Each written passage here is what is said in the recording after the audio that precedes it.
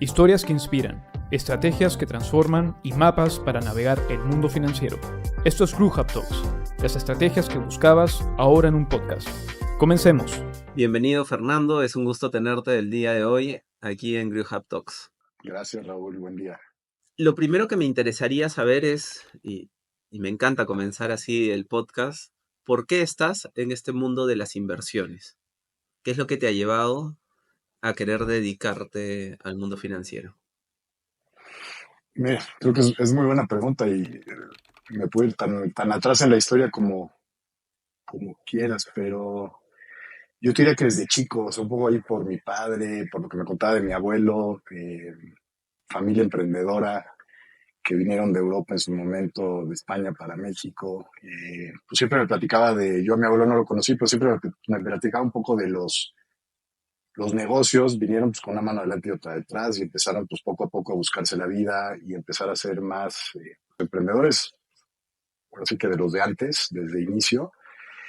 Y siempre me llamó mucho la atención el tema de pues cómo funcionaba el tema de negocios, ¿no? Cuando avanzando ya un poquito, cuando tenía que escoger qué carrera iba a estudiar, fue más por eliminación que por otra cosa. Sabía que no quería ser doctor, sabía que no quería ser abogado, contador.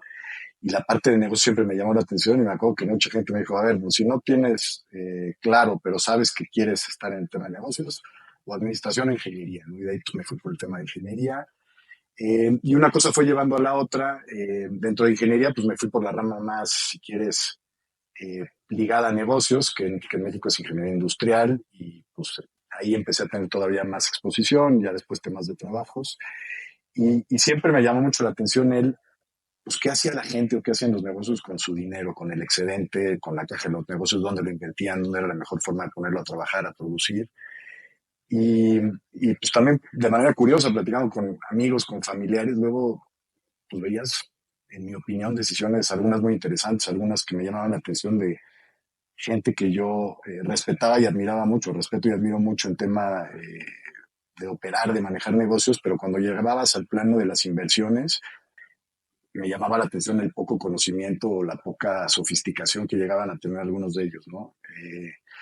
Algunas frases que por ahí en el camino te encuentras, ¿no? Que pues, las fortunas se hacen concentradas, pero se mantienen diversificando e invirtiendo bien, ¿no? Y muchas de estas gentes que hicieron grandes fortunas también, pues querían con la misma forma administrar su tema financiero y pues eran grandes errores, ¿no? Tomaban riesgos innecesarios, concentraciones fuertes, etcétera.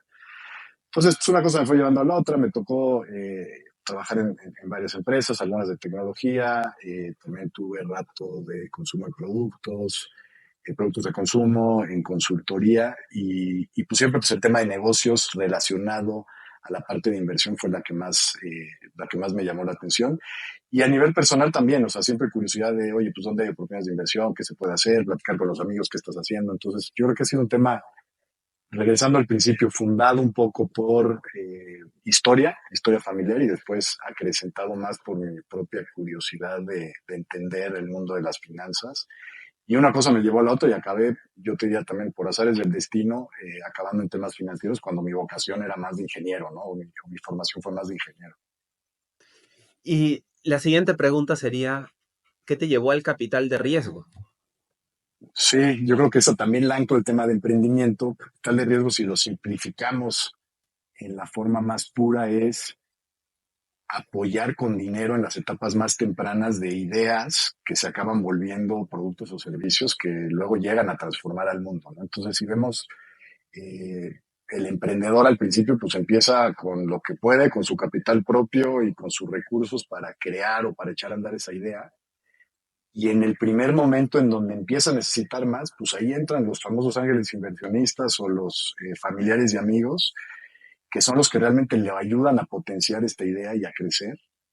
Y siempre me gustó eso. Yo te diría que desde el preparatoria, la carrera, me gustó el tema de pues, ver proyectos o invertir en proyectos. Pusimos allí como todo, negocios muy chiquitos, algunos funcionaron, algunos no funcionaron, como es el tema de emprendimiento.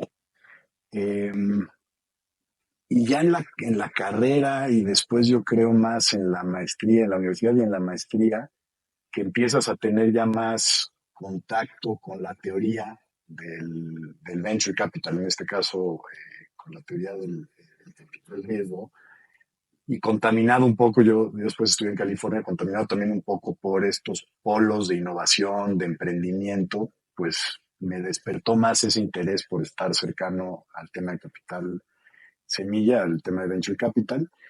Y muy pronto, terminando la maestría, pues con el que hoy es mi socio y en su momento nos conocimos allá, ya tenemos una amistad de muchos años y mucho trayecto juntos invirtiendo. Junto con otro grupo de amigos dijimos, oye, vamos a juntarnos y vamos a empezar a invertir, ¿no? Vamos a juntarnos, cada quien le llegaban oportunidades de inversión de diferentes fuentes. Yo tuve también una trayectoria en startups tecnológicas que me tocó emprender y que me tocó dirigir en algunos momentos, entonces pues, tenía de alguna forma acceso a estos emprendedores que estaban desprendiéndose de algunas de las grandes empresas de tecnología o que estaban empezando a montar sus negocios. Y eso nos fue llevando a juntarnos como amigos y empezar a, literal, apostar a la gente o invertir en la gente en varios proyectos. Como todo en Venture Capital, nos dimos algunos secos fuertes y perdimos capital. Y tuvimos también la fortuna, el tino y la suerte de tener muy buenos éxitos y en el mapa perfecto, la sensación de la primera vez que tuvimos un múltiplo muy interesante, una de las inversiones que ya realmente se realizó, capital devuelto, como que eso fue otro momento de decir, oye, pues esto me gusta, esto tiene por dónde, ¿no? Y es algo que a la fecha seguimos haciendo a escala muy chica, lo seguimos manteniendo el mismo grupo de amigos y seguimos apostando e invirtiendo principalmente en Latinoamérica, en emprendedores de tecnología que afortunadamente nos han regresado muchas buenas satisfacciones, historias y también capital, y lo seguiremos haciendo para apoyar el emprendimiento. Pues yo te diría que esa fue donde realmente como que se me detonó el interés y el apetito por Venture Capital. Y más adelante empezamos a sofisticar un poquito más, ya llevándolo a otra escala, ayudando a nuestras familias a invertir o a tener exposición primero a nivel general en activos alternativos y dentro de activos alternativos específicamente en Venture Capital, un poco por nuestra experiencia y por nuestro gusto, es donde hemos sentido que tenemos mayor capacidad de aportar valor en ese sentido. Y lo que fuimos haciendo fue pues, saltar al siguiente nivel, ya no nada más empezar a invertir tickets directos con el riesgo que eso implica y con el nivel de tiempo y de desgaste que conlleva, y empezamos a invertir más en fondos de venture capital. Entonces, ahí empezamos a conocer más la labor del general partner, la función de un fondo de venture capital, el cómo también empiezas a aplicar teorías de portafolio, pues que tienes venture capital, como bien sabes, es una distribución cargada a la derecha, donde muy pocos de las inversiones que haces son las que explican el gran retorno que llegas a tener en venture capital. Entonces, si no lo haces de una manera diversificada, pues evidentemente no sabes lo que estás haciendo en Venture Capital. Y entonces ahí empezamos a aprender más de este tiempo y empezamos a construir lo que hoy en día lo que hoy en día fue o gestó la tesis de lo que hoy en día es Asset Capital, que es crear portafolios de Venture Capital, de fondos de Venture Capital, para lograr dos cosas en nuestra mente y que afortunadamente lo hemos logrado. Por uno es patrimonializar el activo. Venture Capital, como seguramente sabes, de Latinoamérica es el caso, es un activo que es incipiente en participación de las familias y también es incipiente en cuanto al conocimiento. Y luego tiene o ha llegado a tener un halo, yo te diría un poquito negativo, ¿no? Gente que, no, Venture Capital, eso como que yo no le entro porque perdí hasta la camisa o me fue muy mal. Y la razón es no porque la clase de activos sea mala en sí o porque haya fraudes, sino porque la gente no lo hace de una forma ordenada, estructurada y entendiendo realmente qué es lo que explica y qué es lo que hace que los retornos en venture capital puedan ser, en nuestra opinión, los mejores de los activos, ¿no? Te doy mi reflexión al respecto. Yo creo que hay dos problemas principales en Latinoamérica respecto al venture capital, al private equity. Y como dices, no es que haya un tema de fraude, no es que haya un tema de que sea una mala inversión, porque de hecho es probablemente de las inversiones más potentes que existen. Yo creo que es un problema de mala gestión muchas veces. ¿Por qué? Porque he visto en Perú, en El Salvador, en México, muchos fondos que son fondos uniproyecto o uniproducto, ¿no? Con eso estoy exagerando, pero, o sea, serán tres productos, o sea, o tres proyectos, tres startups, pero que primero que son de la misma industria, más o menos en el mismo lugar, entonces el riesgo básicamente es 100%, ¿no? Entonces, una inversión donde el riesgo es 100%, o te puede ir excelente, o, como bien has dicho, puedes perder hasta la camisa, ¿no? Y y el otro gran problema es la que no se ve tanto en Europa ni en Estados Unidos, es el divorcio que se ve entre el vendedor o el asesor financiero, que es quien finalmente en Latinoamérica suele ser el más cercano a las familias o a las personas que pueden invertir, y la realidad de la inversión. Entonces, por colocar el producto, dicen cualquier cosa y que no se condice con lo que la oferta realmente es, ¿no? Entonces, yo diría que esos son dos grandes pilares de, de la, de la mala publicidad que a veces ha tenido el venture capital y el private equity en general, ¿no? No sé qué opinas de... Sí, no, y es parte de lo que día a día nos toca. Yo luego cuando hablo con Pablo, mi socio, nos toca decir, oye, pues estamos en una fase de educar en mucho sentido y ayudar a nuestros inversionistas, a los potenciales inversionistas en que vean las bondades de la clase de activo, en explicarles los riesgos de la manera más clara y con la mayor cantidad de información y de datos posibles, porque no es como ningún activo, no es libre de riesgo. Lo que hacemos con nuestra estrategia es minimizar o diversificar ese riesgo de manera correcta, como bien lo comentas tú ahora. Y si esa labor de educar, pues hace que cuando comparan los portafolios familiares, por generalizar Latinoamérica versus Estados Unidos o Latinoamérica versus Europa, la participación que Venture Capital implica es bajísima en Latinoamérica. No estamos 10, 20 años atrás, dependiendo de cómo lo quieras medir.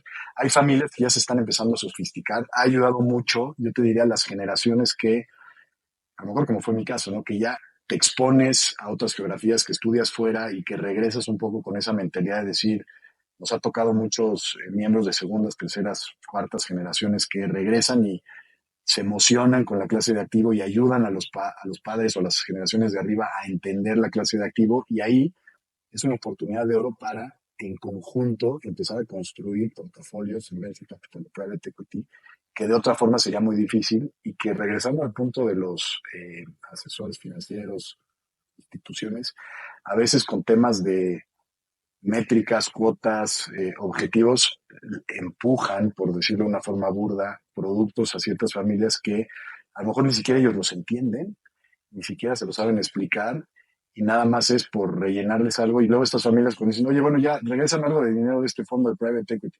No, pues, ¿qué crees? Es un fondo ilíquido que tiene una ventana de desinversión a 7 años, y pues sí, sí ha habido mucho de esas dos cosas. Yo siento que está cambiando, y ahí es mucho de la apuesta de nosotros, en que esto evidentemente va a ayudar a que haya cada vez más exposición, y lo que nosotros empujamos es que la exposición a la clase de activos sea de la forma más limpia, ordenada, estructurada, para que la primera experiencia o el primer acercamiento que tengan los inversionistas de venture capital sea el más satisfactorio posible. Algo que me parecía interesante de lo que venimos hablando también es de qué manera el venture capital y en general el mercado de fondos alternativos puede ayudar a una familia o a un individuo ultra high net worth o high net worth a pensar en el largo plazo, a diferencia de otras alternativas que son mucho más cortoplacistas. Como bien has dicho, el venture capital, private equity es una inversión ilíquida en el corto plazo, ¿no? Entonces, pero ¿por qué es muy inteligente para un inversor poder optar por este tipo de productos o de estructuras?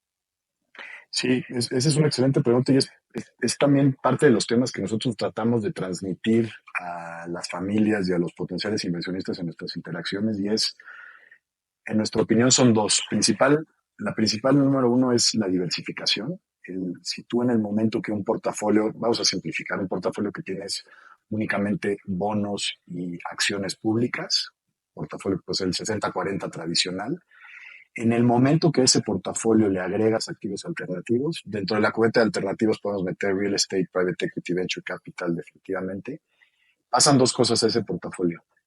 El retorno incrementa y la volatilidad baja, ¿no? Que me dices, oye, pues te llevas gratis dos ventajas o dos bondades. Sí, la realidad es que sí pasa al diversificar, simplemente por el efecto diversificador y porque esos activos alternativos inherentemente también tienen retornos que en el largo plazo son inclusive mejores que lo que puede dar un portafolio de acciones o un portafolio de bonos.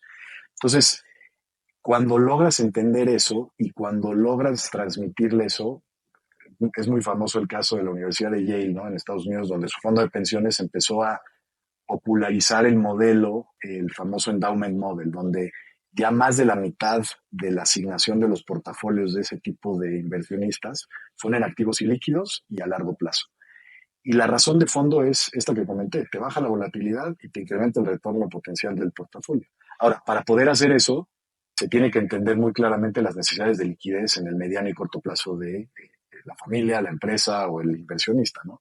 Que ahí es donde creo que es mucho la labor de poder explicar, oye, pues se resuelve la liquidez de esta forma, deuda a corto plazo, bonos, etcétera, y realmente la parte excedente sí se puede poner en activos que tienes que sentirte cómodo en dejarlos trabajar y componer a lo largo de los años el más tiempo posible para que el retorno agregado y la volatilidad de ese portafolio tengan mejores características que si no lo hicieras, ¿no? Entonces, esa sería, yo te diría, las bondades más claras que vemos. Puedes irte a un segundo nivel donde dices, oye, ¿por qué invertir en activos alternativos? Voy a regresar al tema de Venture Capital, que es el que más toca en esta plática. Tema de innovación, pues hay mucho ya de inversión enfocada en decir, oye, yo quiero apoyar el emprendimiento, quiero ser parte de la innovación, quiero estar cerca de lo que está pasando. Hay datos bien interesantes que si ves las empresas públicas más grandes que representan la mayor capitalización de mercado en Estados Unidos, en Europa, la mayor parte de ellas fueron en su momento respaldadas por Venture Capital, ¿no? O sea, fueron empresas que recibieron capital semilla en su momento y que hoy son empresas públicas y las más grandes del mundo. Y esas empresas mantienen mucho su ADN de emprendimiento, son las que acaban invirtiendo en otras startups, son las que más destinan de sus gastos o de sus inversiones en investigación y desarrollo. Entonces, esa parte de seguir favoreciendo la innovación y el emprendimiento es otra de las razones por las cuales nos parece bien interesante invertir, dejando al lado el tema financiero de retorno y de volatilidad baja, que robustece la tesis de invertir en activos alternativos y en este caso específicamente hablando de Venture Capital. Vale. Otra cosa que me interesa es, yo considero que Venture Capital te permite también alinear la inversión con el propósito de alguna, o sea, se puede llegar a hacer eso. Entonces, y sobre todo en Europa se ve mucho el tema de la unión de Venture Capital con ciertas temáticas, ¿no? Y ciertos grupos de interés. Entonces, al final también se puede derivar a una transformación social. O sea, es una perspectiva un poco distinta a solo la parte financiera que la hemos abordado bastante ya en esta conversación.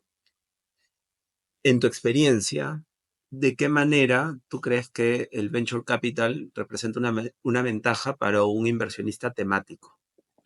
Es muy buena pregunta y sin duda se puede, y se puede en mercados, o es más fácil hacerlos en mercados donde ya hay más historia del venture capital, como mencionaste el caso de Estados Unidos y el caso de Europa, donde por el mismo nivel de sofisticación y por el mismo nivel de simplemente el universo de fondos disponibles, ya logras tener fondos que se destinan a temas en específico. Es más difícil en Latinoamérica. En Latinoamérica yo te diría que la mayoría de los fondos de Venture Capital, por no decir todos, son fondos generalistas, que es decir, invierten pues, en varios temas a la vez y en las oportunidades que van detectando en su momento. En Estados Unidos, sin duda, por la profundidad de mercado que hablamos, ya hay fondos que solo hacen temas de salud, hay solo fondos que hacen temas climáticos, hay solo fondos que hacen temas de, eh, tú escoges el segmento. Entonces, eso permite ese empate, como tú mencionabas, del inversionista con la tesis de inversión, que tiene que haber un fundamento financiero por detrás, o no lo van a hacer, no son non-for-profits necesariamente los inversionistas, o sí quieren un retorno económico, pero adicionalmente ese retorno económico, como ya lo puedes hacer en los mercados públicos, quieren canalizarlo en sectores o en industrias que estén resolviendo algún tema que les apasiona, que les preocupa o que les interesa.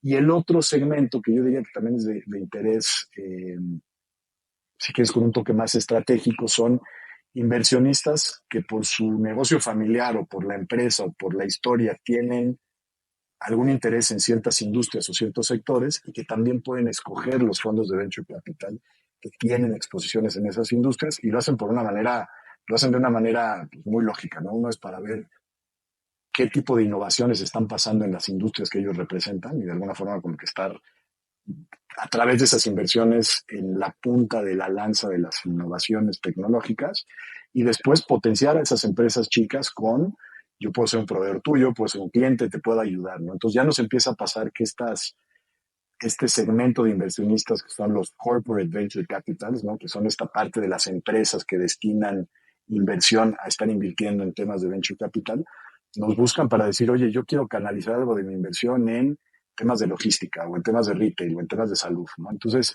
creo que se abren esas dos oportunidades muy interesantes, tanto temática por querer apoyar una causa que te apasione y también viéndolo desde la óptica estratégica por invertir en una industria en la cual quieres mantenerte informado y estar cerca de. Y en eso creo que no existe otro tipo de modelo de inversión fuera de, bueno, Venture Capital, Private Equity, todos estos que te permitan esa alineación tan clara, ¿no? Desde esa perspectiva, yo creo que el potencial es tremendo.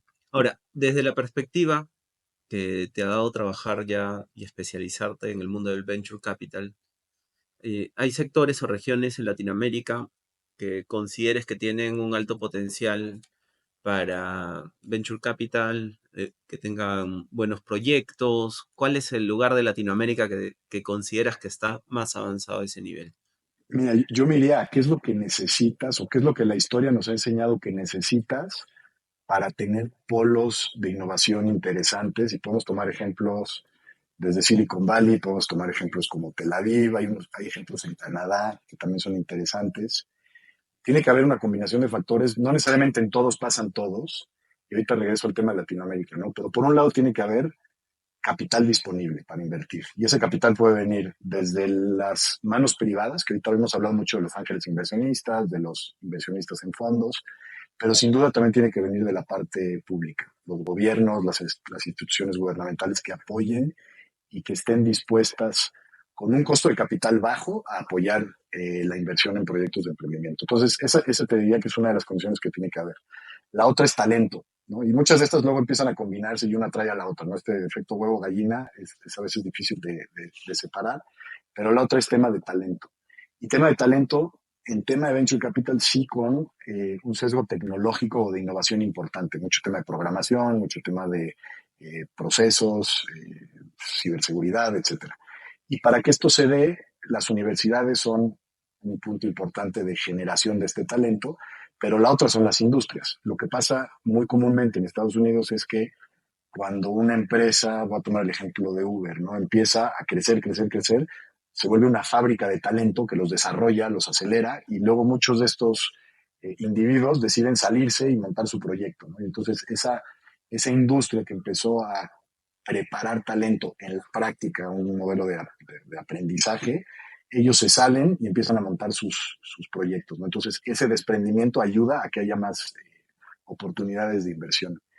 Y la tercera o la cuarta, ya no sé cuántas llevamos, yo te diría que también hay, es que las industrias o que las empresas de alguna forma participen o ayuden a que estos proyectos no nada más que empiecen a crecer de manera adecuada, sino que realmente se vuelvan historias de éxito, ¿no? Entonces, esta cachucha que regreso al punto de hace rato del corporate venture capital en Estados Unidos es muy común, que todas las grandes empresas tienen su despacho, su oficina de inversión en proyectos de emprendimiento, sí muy enfocados a su segmento, pero lo que hace es que cuando una empresa que está haciendo innovaciones de retail empieza a crecer, pues varias de estas empresas grandotas van a buscar invertir capital y van a buscar ayudarlas. Entonces, esto es lo que, digamos, se necesita. Por ahí se me están escapando seguramente algunas cosas. Y luego se vuelve un tema de, pues como que se autoalimenta, ¿no? ¿Por qué Silicon Valley y Nueva York siguen siendo a nivel ciudades o a nivel distritos los que mayor unicornio, los que mayor cantidades de unicornios producen a nivel anual, unicornios entendiendo estas empresas privadas que tienen más de $1 billón de capitalización, mucho de esto es porque ahí está el talento y el talento quiere irse para allá, ¿no? O sea, es bien común que emprendedores latinoamericanos rápidamente empiezan acá y se quieren ir a Silicon Valley para legitimizar su tesis de inversión, crean o montan una empresa con leyes americanas para que puedan después recibir capital americano, aunque estén fundadas en Colombia, en México, en Perú, y empiecen a crecer en su región, ¿no? Entonces hay mucho eso de que esos mismos polos siguen atrayendo el talento. Y para regresar, que fue lo que me preguntaste y ya di mucho contexto, a ver, históricamente Latinoamérica en tema de Venture Capital han sido Brasil y Argentina, más hacia atrás, y hay una segunda oleada de Colombia y México, que es la que lleva pues, los últimos años. Si le rascas, ¿qué es lo que lo explica? En su origen, en Brasil y en Argentina es Mercado Libre, ¿no? Siendo como que la empresa de comercio electrónico más grande de la región y que impulsó mucho de este desarrollo de talento que yo comentaba y inversión de capital. Y ya después, la segunda oleada en México y en Latinoamérica, pues ya tienes los unicornios, ¿no? Ya tienes los Rapis, tienes los Kavaks, tienes todas estas empresas que han ayudado a que se creen y se generen casos de éxito, se desarrolle talento, el talento atrae inversionistas, ya es muy común que empiece a pasar que fondos de muy buen nombre americanos o europeos están montando oficinas en Latinoamérica, están montando oficinas en Sao Paulo, en la Ciudad de México, en Bogotá, porque lo que no quieren es perderse los próximos unicornios latinoamericanos, que muchos de estos se los perdieron, ¿no? Entonces, yo te diría que hoy sigue siendo muy atractivo Brasil, Argentina, Colombia y México están creciendo, y por ahí algunos países que pues también por tamaño son más chiquitos, pero que empiezan a hacer cosas interesantes. Entonces yo sí soy muy, creo que van a venir olas muy buenas de emprendimientos latinoamericanos. La realidad, y esto es un tema nada más histórico, es que estamos como región 20 o más años atrasados contra Estados Unidos, Israel o Europa. Sí. No, y yo ahí destacaría de lo que hemos hablado, el, el papel de Estados Unidos e Israel le lleva también, yo creo que unos 10 años a Europa. Sí, no, definitivamente. O sea, si vemos para mí, dentro de mi concepción, el tema de el capital, la disposición del inversionista hacia emprendimientos, no tiene parangón lo que existe en Estados Unidos o en países como Israel comparado con cualquier otra parte del mundo. Europa yo creo que se ha ido decantando a nivel bueno, en las últimas décadas, por un mercado mucho más, que apoya mucho más el trabajo del, eh, sí, se ha ido más hacia el socialismo y hacia políticas proteccionistas y demás, más que a potenciar el emprendimiento, ¿no? Entonces eso, por lo menos es algo que lo noto muchísimo. Entonces en esa parte creo que estamos alineados. De hecho, los programas que hay, por ejemplo, en Israel para emprendimiento y demás a nivel internacional son súper, súper buenos. Sí, coincido completamente y yo creo que Europa ahora, a tu punto, sí lleva mucho tiempo dormida, ha estado despertando. Por ahí esa iniciativa que salió empujada por Francia, ¿no? Para el tema de inteligencia artificial, donde ya dijo que va a destinar mucho dinero para apoyar y para invertir en emprendimiento, porque pues también ya se dieron cuenta que si no lo hacen, pues se quedan atrás de la carrera, ¿no? Y Estados Unidos y China, que han sido pues, potencias en este tema ya desde hace tiempo y que se están ahí peleando quién va por delante de este tema, pues Europa estaba siendo muy cómodo nada más observando, ¿no? Y ahorita este tema pues los está forzando a que innoven.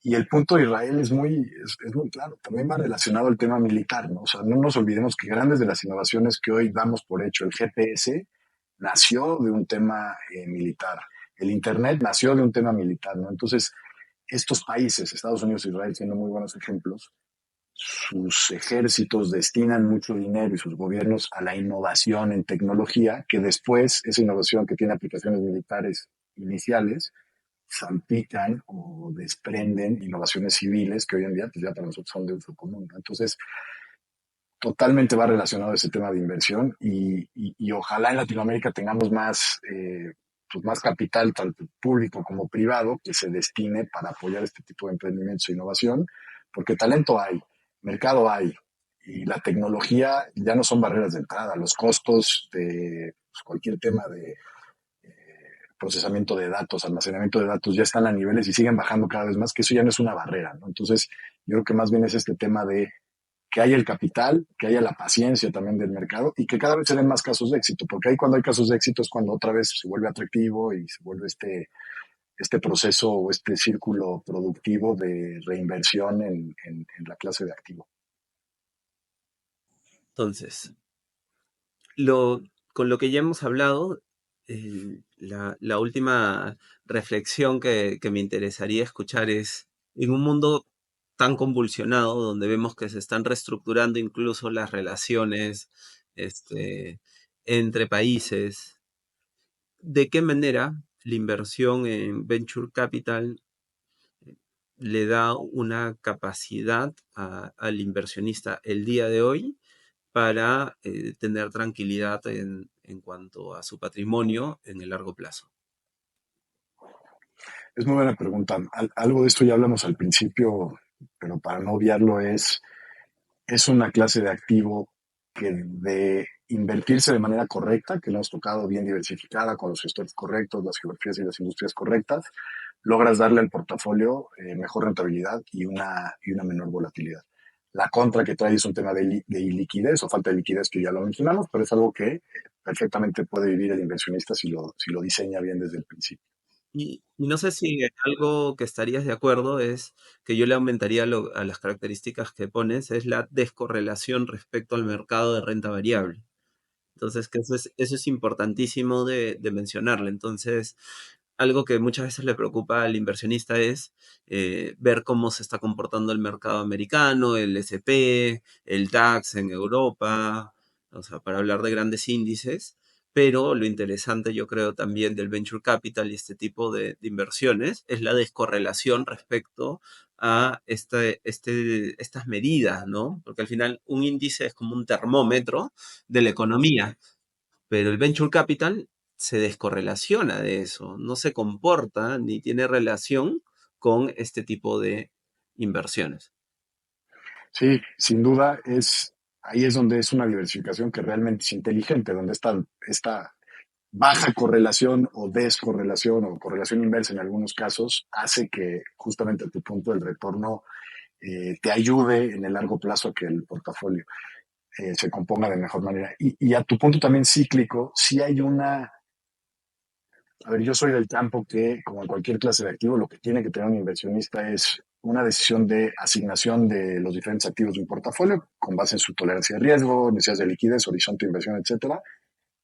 Y una vez que se define eso y que se pueden hacer ciertos ajustes, hay que estar expuesto permanentemente a los activos. El querer hacer un market timing, como dicen los americanos, yo siempre he dicho que es un error pensar que lo puedes hacer, tanto en mercados públicos como en mercados privados. Entonces, hablando de venture, nuestra tesis de inversión es que tienes que estar expuesto todo el tiempo a la mayor clase, a la mayor cantidad de empresas posibles, porque de ahí van a salir muchos unicornios. También es cierto que si ves la historia, hay una cierta tendencia a que cuando venimos de crisis, regresando a tu punto de mercados públicos, ¿no? Cuando estamos en momentos de caídas, hoy es un muy buen momento estos meses, es cuando nacen o se gestan muchos emprendimientos o muchas muy buenas empresas de venture capital. Lo cuentan los fundadores de Airbnb, ¿no? Que ellos tomaron la decisión de fundar Airbnb porque pues, se quedaron sin trabajo, se quedaron sin recursos y empezaron a rentar pedazos de su casa o camas para pues, tener un ingreso adicional y poder vivir, ¿no? Esa es la razón. O sea, fue una razón de necesidad, como muchas veces es la que empuja a los emprendedores a montar cosas, ¿no? Y cuando venimos de momentos de crisis es cuando pues, muchas de estas necesidades se crean. Entonces, esa contraciclicidad que existe entre el mercado público y venture capital hace que es una muy buena adición a cualquier portafolio de inversión, por lo que comentas en cuanto a correlación. Y por la otra es que justo en estos momentos es también cuando si ves un portafolio, la volatilidad hoy de un portafolio con y sin venture capital o con y sin activos alternativos, pues evidentemente los que tienen un portafolio más diversificado están mucho más tranquilos con lo que está pasando hoy en día, ¿no? Que las bolsas están cayendo. Entonces, sin duda es otro plus al por qué están invertidos en ese tipo de activos. Y como última pregunta, ¿cuál ha sido la, la apuesta más valiente o o el mayor riesgo que has tomado en tu carrera? Eh, es una muy buena pregunta fíjate que no le he pensado. Yo creo que una vez que tomé la decisión y que la hice, me quedé pensando, espero que haya sido una buena decisión, que fue la primera vez que en un proyecto directo, en una inversión directa en una empresa en Venture Capital, puse un capital que proporcionalmente en el momento y para mí me costó y me dolió, ¿no? O sea, como que dije, esto sí me va a doler, ¿no? Entonces, más vale que salga bien. En muchas me equivoqué o me he equivocado, como lo dije en mi vida. Afortunadamente, en ese en particular, sí fue uno de los mejores casos de éxito que hemos tenido. Y ahorita cuento la historia con felicidad y con satisfacción por el resultado final. Pero en el momento de haber firmado y mandado el dinero, dije, ay, ahí sí sentí un poquito pues esa preocupación, ¿no? Pero al final el nombre en español no me encanta, tal riesgo, ¿no? Porque riesgo yo creo que tiene una connotación a veces negativa, ¿no? O sea, estás tomando riesgo, estás tomando riesgo. Y en la palabra venture, ¿no? Que a lo mejor hay traducciones más correctas en español de eso, implica que sí es algo que es una aventura, es un emprendimiento, oye, ¿tiene riesgo? Sí, sí sigue teniendo riesgo, pero no me encanta a mí llamarle capital riesgo por esa razón, ¿no? Entonces, ¿cómo haces que esas inversiones bajen o pierdan el riesgo? Lo hemos hablado a lo largo de esta plática, escogiendo bien, diversificando, teniendo la paciencia, estando todo el tiempo invertido y entendiendo muy bien cómo se comporta el activo, ¿no? Las estadísticas y los números no son perfectos, pero nos indican mucho. Si un inversionista invierte en un proyecto único, o sea, hablando de una startup en lo individual, hay más del 50% de probabilidad de que esa empresa valga cero, o sea, de que pierda el 100% del capital. Si te vas al siguiente nivel, que es invertir en un fondo de venture capital, que ese fondo, pues, por hablar promedio, en las etapas tempranas tendrán entre 20 y 40 inversiones. Aún así, después de un ciclo, hay muchos fondos que ni siquiera regresan el capital completo. O sea, esa probabilidad de pérdida de capital, algo de capital, es todavía superior al 20%. Entonces, ¿cómo lo haces? Pues tienes que hacerlo de una manera pues, más diversificada, más estructurada, más ordenada, para que, por un lado, elimines esa probabilidad de pérdida de capital y, por otro lado, escogiendo bien, logres tener estos retornos que son del doble de lo que llegan a dar los mercados de acciones públicas, ¿no? Entonces, es una disciplina que hay que tener y yo diría, regresando a tu pregunta inicial, no tenerle miedo, ¿no? O sea, que los inversionistas le pierdan el miedo al tema de venture capital, porque sin duda es un activo muy bondadoso si se logra invertir de manera correcta. Hemos hablado profundamente del tema de la diversificación, el incremento en el retorno y además digamos, todo este derrama positiva económica, social que generan los proyectos de emprendimiento en etapas tempranas. Bueno, Fernando, de verdad ha sido un gusto tenerte el día de hoy con nosotros. Con gusto, Raúl. Gracias por la plática, muy, muy agradable y a la orden. Espero que haya más oportunidades y cuando estemos en México ya podremos tener también un podcast presencial. Gracias por acompañarnos en este episodio de GrowHub Talks. No olvides suscribirte para más conversaciones que inspiran y estrategias que transforman. Te esperamos en el próximo episodio.